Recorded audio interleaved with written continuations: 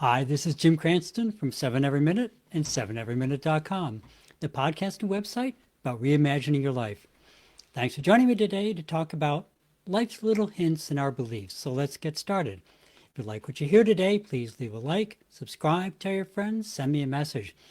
Tonight we're going to be talking about how life usually tries to give us kind of little hints as we go along. And although we may not always be open to kind of listening to them, tonight's probably going to be a little bit short because the message is kind of pretty simple in one way. Plus, we also have a huge thunderstorm coming our way.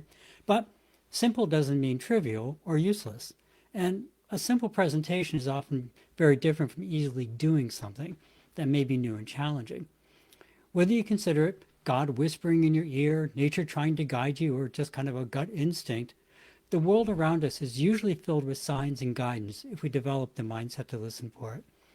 The past few weeks have been pretty intense for me on a few levels. Nothing horrible, just a lot of things going on.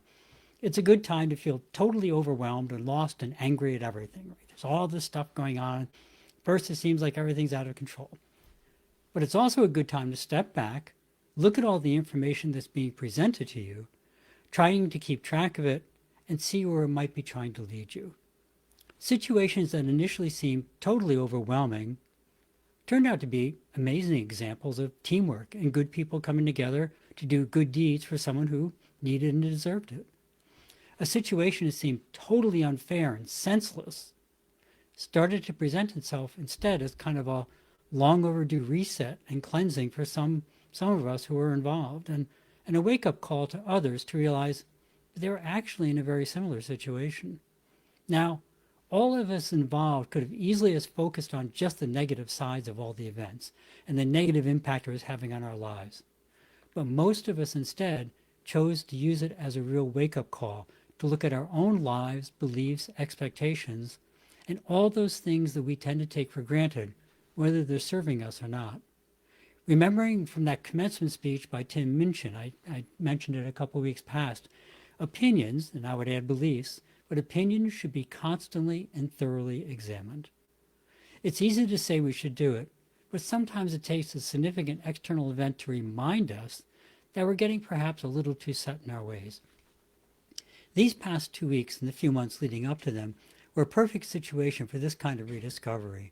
There were obvious heroes and villains, unreasonable demands, people in places of power acting like a 4-year-old having a tantrum. There were clearly good and bad players who could easily have been judged. But when you look past all the obviousness, there were also tons of subtleties, factors that perhaps challenged your belief systems or made you realize you had gotten a little off track in what belief system you thought you were following. Human nature is such that when you aren't challenged, you tend not to think other than occasionally remind yourself about how clever you are with all the great beliefs and thoughts that you have. When suddenly large swaths of your reality is challenged all at once, and you're forced to go back to your core beliefs to look at for all possible outcomes, and that's when great discovery and advancement can happen. To be clear, not everyone involved accepted that invitation to grow. Many dug in their proverbial heels so as not to upset their existing beliefs, and I totally understand. It's sometimes scary to make new discoveries. But that's perhaps the most important part of the lesson. We are all having the same big life challenges, but as we often say here, it's up to us to determine our response to those challenges. Some people grew, some people made a conscious decision to stay with their old beliefs, and that may be fine if it's serving them well. And some people took the opportunity to realize that the old beliefs and opinions really weren't serving them well and had become just another habit.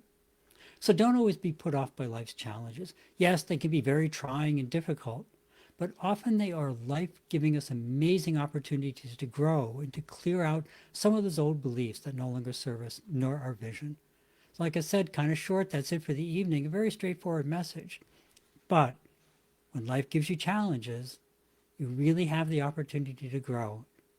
And although sometimes it's difficult, I'd encourage you to try not to look past that opportunity. Your homework tonight really is quite simple. Think back over the past day or maybe the past week, and when you think about the events and situations, looking back, do you see hints that were there but that you didn't see at the time? If not, then try and keep an eye out for them in the coming week. Write them down. The meaning may not be immediately obvious, but revisit them in a few days to see if something useful emerges. Extra points if you also think about your beliefs and opinions and how they may be inadvertently filtering out many, perhaps most, of those useful hints from life. We tend to notice the things that we already believe, so try and stay aware of things that you don't agree with and see if that opinion or belief is still serving you well. But most of all, do it from a place of learning and of love. So that's it for the evening. As always, remember there are many wars going on in the world. Political unrest, social unrest, lots of things, no matter where you turn, near and far. So please check out, as always, ukr7.com. Those are links to places that directly aid the people in Ukraine that definitely need aid right now. That's a big political topic, but yes, just we'll leave it at that. They definitely need a lot of aid that has been promised to them.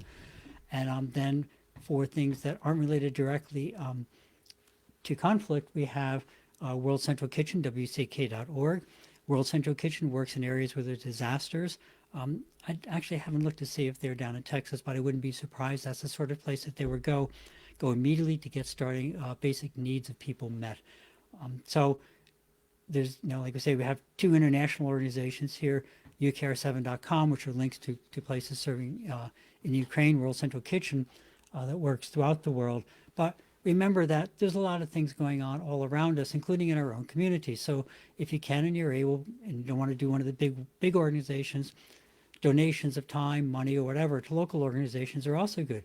However, if you're just not in a position or mindset to make donations at this point, totally understandable, but you can still easily make the world a better place. One of the best ways to care for yourself is to care for others. And something as simple as a smile to someone you meet in the street or whatever can change their day in a huge way towards the positive. So if you can and you're able, ukr7.com, World Central Kitchen, WCK.org. Your local organizations and groups almost always can use help, or just be pleasant, expecting nothing to somebody else, maybe make their day a little bit better. As always, thank you for stopping by. If you found something useful or interesting, please pass it along, and please subscribe and hit that like button. If not, please drop me a comment as to what you'd like to hear. Have a great week. Remember to live the life that you dreamed of, because that's the path to true contentment. Love and encouragement to everyone. See you next week on 7 Every Minute and 7everyminute.com. Thank you.